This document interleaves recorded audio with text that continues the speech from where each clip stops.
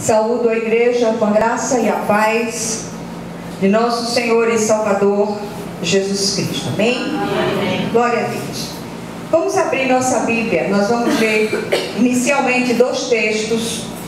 O primeiro texto nós vamos ler na Epístola de Paulo aos Colossenses, capítulo 1, e versículo 18. Mas eu quero que você deixe depois Colossenses aberta neste capítulo. E depois nós vamos voltar um pouco para Efésios, também no capítulo 1, versículos 22 e 23. Colossenses 1, 18 diz assim: Ele é a cabeça do corpo da igreja. Ele é o princípio, o primogênito de entre os mortos, para em todas as coisas ter a primazia. Amém? Amém. Voltando para Efésios, capítulo 1, 22 e 23, diz assim: E pôs todas as coisas debaixo dos pés, para ser o cabeça sobre todas as coisas, o deu à igreja, a qual é o seu corpo, a plenitude daquele que a tudo enche em todas as coisas. Amém? Amém. Vamos orar mais uma vez.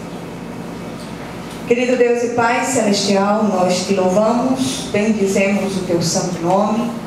Rogamos a ti que o Senhor sonde o nosso coração, se há em nós caminhos maus, que o Senhor os revele a nós e o Senhor nos conduza ao caminho eterno, nos reconduza ao caminho eterno. Que não fique nenhum lugar no nosso coração que não seja prescrutado pelo teu Santo Espírito. Vem com toda a liberdade aos nossos corações e faz assim em nome de Jesus. E tudo aquilo, Senhor, que não é teu neste lugar, que seja tirado para a honra e glória do teu nome, em nome de Jesus.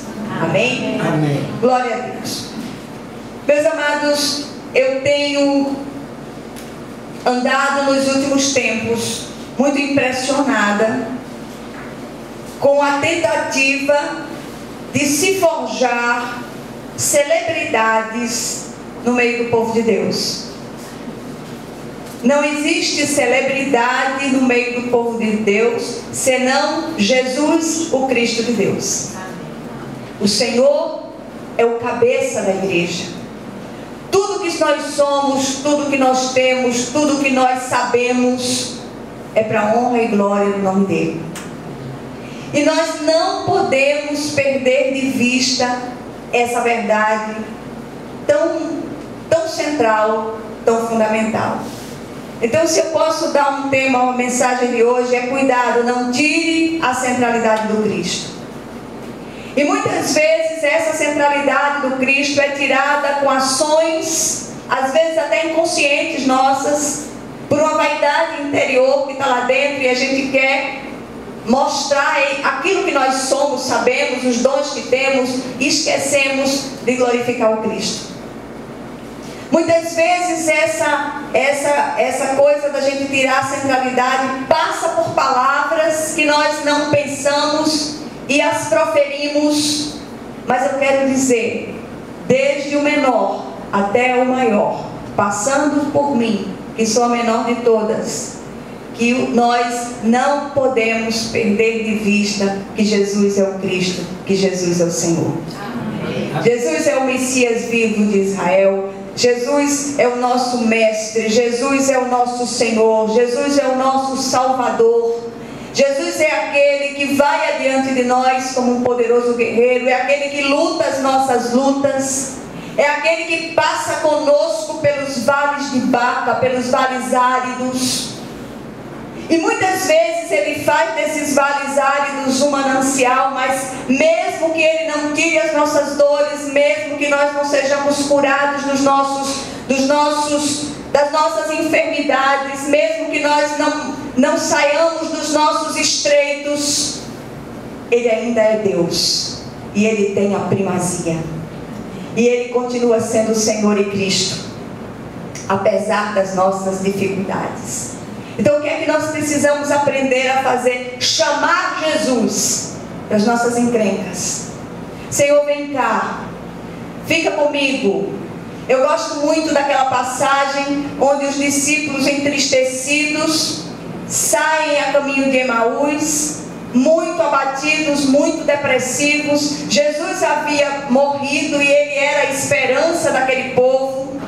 Eles haviam esquecido que Jesus tinha prometido ressuscitar, e eles iam ali. Jesus se põe no meio deles e pergunta: do que é que falais à medida que caminhais?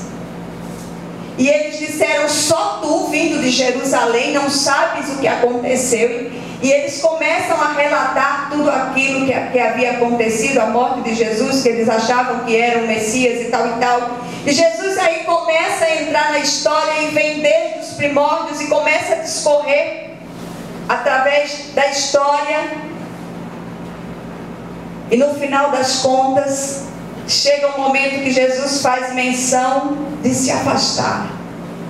E eles dizem: fica conosco, é tarde, né? E o dia já está findando, fica conosco. Muitas vezes, muitos estamos vivendo um momento difícil, momentos difíceis, momentos de coisas que nós não compreendemos. Mas agarremos na mão do Senhor e possamos dizer a Ele: fica conosco, é tarde e o dia já se finda, né? Tem coisas que nós só podemos parar, chorar e orar e esperar por Ele. Ele vem e Ele entra na nossa história, quer que seja para nos sustentar pela mão, para que nós atravessemos os nossos vales áridos, quer que seja para nos conduzir àqueles mananciais de águas vivas.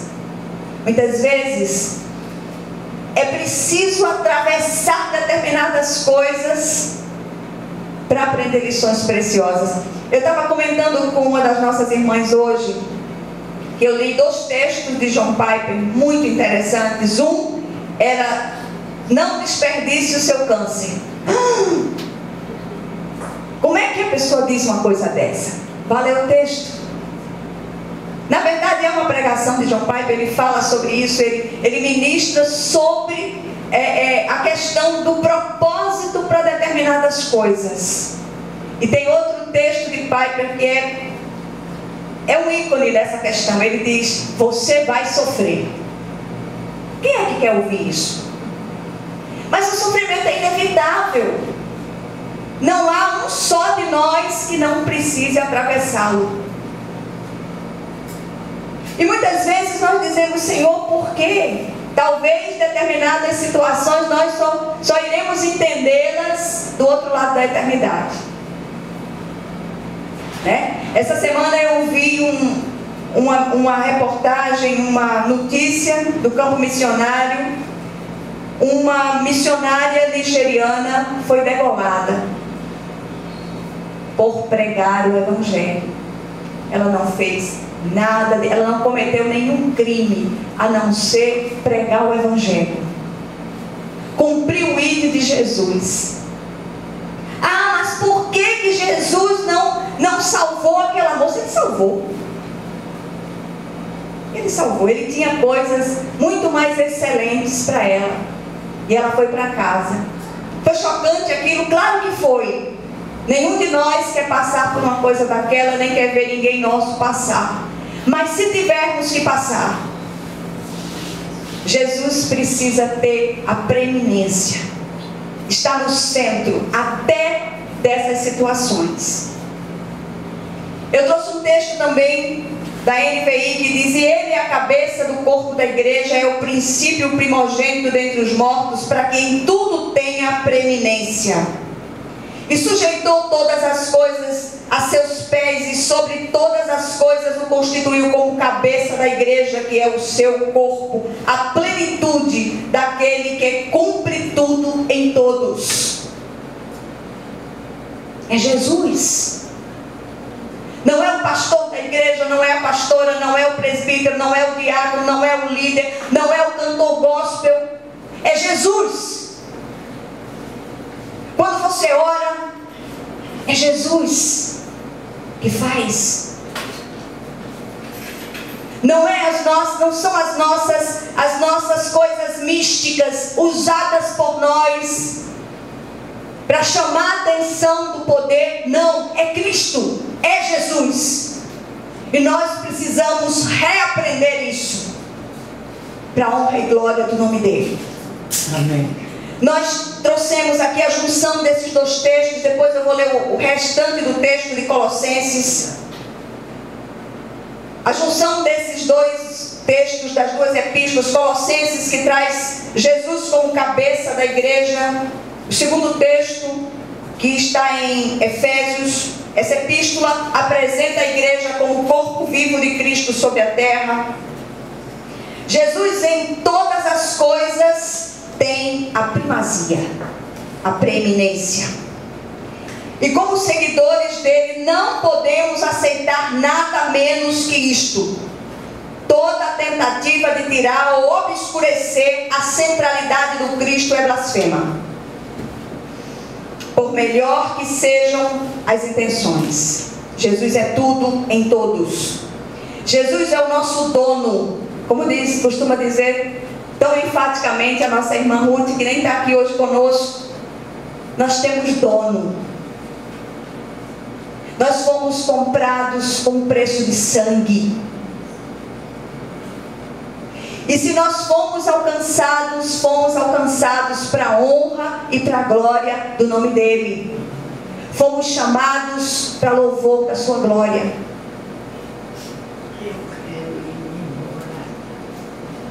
Ambos os textos citados no início apontam para verdades essenciais que não podemos negligenciar. A primeira verdade: Jesus é a cabeça do corpo da igreja, tem a primazia, tem a preeminência sobre tudo e sobre todos. Jesus é o Senhor. Pregue, ministre, ore, clame, jejue para a glória de Deus. Não faça publicidade das suas ações espirituais e das suas performances espirituais. Essas coisas são para a exclusiva glória do Senhor. Amém? Amém. Glória a Deus. Segunda verdade essencial que nós encontramos aqui nos dois textos: tudo e todos estão sujeitos a Ele. Não há autônomos no reino de Deus. Não há celebridades no reino de Deus. Tudo que somos, sabemos, temos, é para a exclusiva glória do Senhor. Eu queria trazer algumas poucas reflexões acerca desses textos. Mas antes eu quero ler Colossenses de 13 até 20. Ele nos libertou do império das trevas e nos transportou para o reino do Filho do seu amor, no qual temos a redenção, libertação, a remissão dos pecados, perdão de pecados. Este é a imagem do Deus invisível, o primogênito de toda a criação, pois nele foram criadas todas as coisas nos céus e sobre a terra, as visíveis e as invisíveis, sejam tronos, sejam soberanias, quer principados, quer potestades. Tudo foi criado por meio dele e para ele. Ele é antes de todas as coisas, nele tudo subsiste. Ele é a cabeça do corpo da igreja. Ele é o princípio, o primogênito de entre os mortos, para em todas as coisas ter a primazia, porque aprouve a Deus que nele residisse toda a plenitude, e que, havendo feito a paz pelo sangue da sua cruz, por meio dele reconciliasse consigo mesmo todas as coisas, quer sobre a terra, quer nos céus. Aleluia! Glória a Deus. Nós perdemos de vista a alegria da salvação. Nós perdemos de vista aquilo que aconteceu na cruz do Calvário. E nós nos achamos, como costumam dizer os meninos, Então, meus amados, primeira coisa que a gente para refletir aqui é com pesar. E nós temos testemunhado em nosso tempo algo que já atravessa séculos, que é a tentativa de tirar a centralidade do Cristo. Isso acontece tanto em obras quanto em palavras, como nós já dissemos. E esta inclinação é praticada pelos sinceramente equivocados, por não terem conhecimento da palavra, e pelos que agem de má fé com o fim de alcançarem uma notoriedade maligna.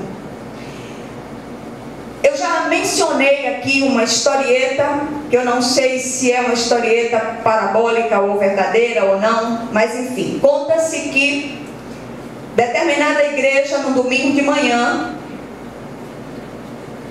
a igreja estava recebendo um pastor de baixa estatura, e aquele pastor sobe no púlpito naquela manhã de domingo, e por trás do púlpito havia um grande vitral com a figura do Cristo. E um garotinho pequeno, ele olhou para a mãe e disse assim: mãe, cadê aquele outro pastor que não deixa a gente ver Jesus? O outro pastor era muito alto e tomava conta do púlpito inteiro e ficava na frente do vitral e não deixava que a figura do Cristo fosse vista naquele vitral. E aí a gente para pensar nessa história. Será que não é isso que muitos de nós temos feito, procurando encobrir o Cristo nas nossas palavras e ações? Então, que nós possamos hoje levar aquele puxão de orelha do Espírito, que o Senhor possa falar ao nosso coração de um modo vivo quanto a essas coisas. A segunda reflexão trazida, e é também um aviso, um alerta, em se tratando de nosso país, por causa do grande caldeirão espiritual no qual estamos inseridos, a facilidade dessas práticas é muito maior. Tira-se Jesus do centro com muita facilidade. A gente atribui poderes a coisas que não têm nenhum poder. Eu vou levar isso para casa porque isso aqui é um objeto ungido. Não existe objeto ungido, não existe óleo ungido. Não existe. Existe sim o poder da fé. Presta atenção a isso em nome de Jesus, para não envergonhar o nome do Evangelho do Senhor.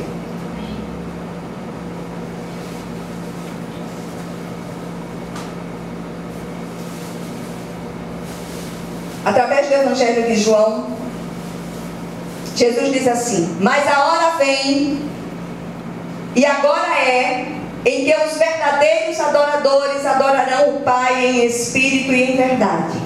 Porque o Pai procura tais que assim o adorem. Deus é espírito, e importa que os que o adorem em espírito e em verdade.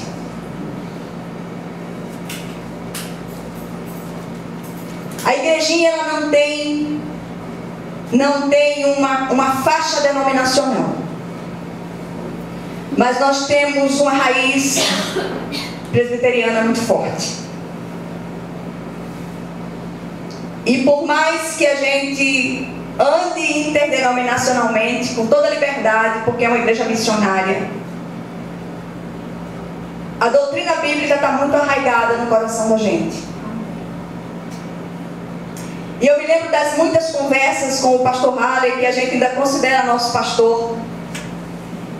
Ele dizia: olha, a irmã tem dom pastoral. Eu digo: o senhor está arranjando uma grande encrenca para o senhor, porque a gente sabe que a igreja presbiteriana não aceita pastorado de mulher. Mas a insistência foi tão grande, e a necessidade que eu tinha de ouvir de Deus que as coisas eram verdadeiramente assim. E aí o Senhor começou a levantar pessoas e pessoas e pessoas que eu nunca vi para confirmarem o ministério. E até que eu vi uma palavra, a palavra mais dura que eu recebi foi do próprio pastor Halley. Ele disse: a senhora está pensando que eu estou brincando? Eu disse: não estou pensando nada. A senhora tem chamado. Atenda ao chamado que o Senhor fez a senhora. Perfeitamente. E aqui e acolá a gente ouve, a gente se encontra para conversar sobre essas coisas. E eu glorifico a Deus pela vida do meu pastor. Vamos ler dos versículos 21 até o 23. Vamos ver o que é que diz aqui. 21 a 23. E a vós outros também, que outrora ereis estranhos, inimigos do entendimento pelas vossas obras malignas, agora, porém, vos reconciliou no corpo da sua carne, mediante a sua morte, para apresentar-vos perante ele santos, inculpáveis, irrepreensíveis, se é que permaneceis na fé, alicerçados e firmes, não vos deixando afastar da esperança do evangelho que ouviste e que foi pregado a toda criatura debaixo do céu, e do qual eu, Paulo, me tornei ministro. Aleluia! Amém. O Senhor nos chamou para isso, para louvor da sua glória. E o Senhor usa quem Ele quer, do jeito que Ele quer, da forma que Ele quer, até essa jumenta. Amém? Amém. Glória a Deus. O que é que nós aprendemos com tudo isso? O que é que essa palavra, o que é que ela traz ao nosso coração? Primeira coisa, dentro de um contexto idólatra como o nosso, muitos não conseguem dissociar essa adoração de objetos aos quais são atribuídos poderes miraculosos. E assim, a centralidade do Cristo vai sendo minada malignamente por essas práticas. Um dia eu publiquei no grupo, eu acho que é o grupo dos meninos, que eles têm um grupo de estudo, um grupo do pastor um texto do pastor McAllister, que é um pastor, parece que assembleano, é de uma igreja assembleana. Ele falando a respeito do uso do óleo na igreja primitiva e nos primórdios da igreja. Havia uma prática medicinal do uso do óleo. E quando Tiago fala sobre isso na sua epístola, ele se refere a isto. Ele não está dizendo ali que para você orar pelo enfermo você tem que usar óleo. E muitas vezes nós usamos o óleo como uma simbologia da presença do Espírito.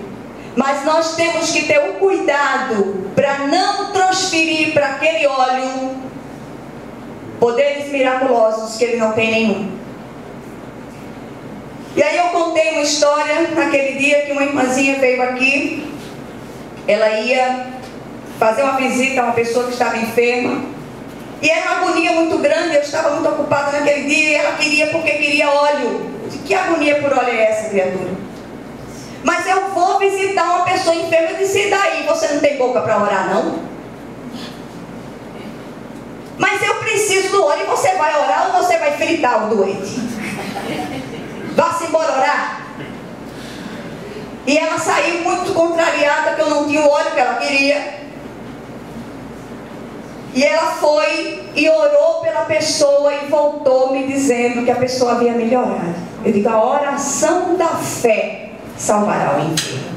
Presta atenção a isso em nome de Jesus. Cuidado com essas transferências, né? Então a gente tem uma doutrina enxuta, doutrina bíblica, genuinamente bíblica, uma doutrina enxuta, e não cabe essas coisas. Amém? Amém. Segundo lugar, os ídolos têm muitos disfarces, eles são muito espertos. Cuidado com eles. Cuidado para não tirar a centralidade do Cristo. Ah, eu vou levar esse objeto porque é a mesma história das folhas de ramos, do domingo de ramos, que tinha que levar para casa e tal. Para com isso, em nome de Jesus. O Senhor já nos libertou. Amém?